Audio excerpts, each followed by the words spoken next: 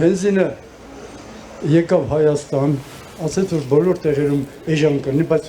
նայում ենք այդ վառելիքը, ելի նորից գնքները բարձրացել է, թոշակառուներին 10,000 դրամ ավելացրել է, բայց գնաճը 30-40% ավելացել է, այդ 10,000 դրամը ոչինչ չի տալիս թոշակառուներին։ Երկրի վիճակը շատ ծանր է։ Այսօր Հայաստանի ընտանիքների մեծ մասը ոչ թե ապրում է, այլ ամեն օր հաշվում ինչպես հասցնել ծայրը ծայրին։ Բենզինը թանկանում է նաև հացը, բանջարեղենը, դեղը, երեխայի ճանապարհածախսը, գյուղացու բերքը շուկա հասցնելու ծախսը։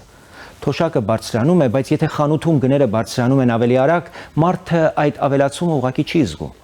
Աշխատավարձը կա, բայց ամսվա կեսից ընտանիքը նորից սկսում է խնայել ամեն ինչի վրա, պարտքով ապրել։ Սա նորմալ կյանք չէ, սա գոյատևում է։ Պետությունը չի կարող ասել շուկա է, թանկացումներն ամբողջ աշխարհում են։ Նորմալ պետությունը հենց դժվար պահին է երևում։ Եվրոպական երկրներում, անգամ փոքր պետություններում, երբ գները բարձրանում են, կառավարությունները պաշտպանում են մարդկանց, ժամանակավոր աջակցությամբ, կոմունալ ծախսերի փոխհատուցմամբ, վառելիքի բեռի մեղմացմամբ, թոշակների եւ նպաստների իրական ինդեքսացիայով, սոցիալական քարտերով եւ առաջին անհրաժեշտության ապրանքների վերահսկողությամբ։ Մեր առաջարկն է, որ թոշակն ու նվազագույն աշխատավարձը կապված լինեն իրական գնաճի հետ։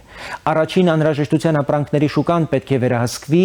մենաշնորհներն ու արհեստական թանկացումները պետք է արգելվեն, իսկ պետությունը պետք է ուղիղ աջակցի այն ընտանիքներին, որոնց եկամուտը չի հասցնում կյանքի թանկացման հետևից։ Մարդը չպետք է խանութ մտնի ու ամեն անգամ հաշվի ինչից հրաժարվել։ Մայրը չպետք է մտածի դեղ գնի թե երեխայի համար սնունդ։ Թոշակառուն չպետք է ապրի ամեն լուման հաշվելով։ Աշխատող մարդը չպետք է ամբողջ ամիս աշխատի ու ամսվա վերջում նորից պարտքի տակ մնա։ Պետությունը հենց դրա համար է, որ մարդը դժվար պահին մենակ չմնա։ Պետության գործը մարդու հոգսը կիսելն է։ Հայաստանը պետք է լինի երկիր, որտեղ մարդը ոչ թե գոյատևում է, այլ ապրում, արժանապատիվ, հանգիստ եւ ապահով։ Հանուն արժանապատիվ կյանքի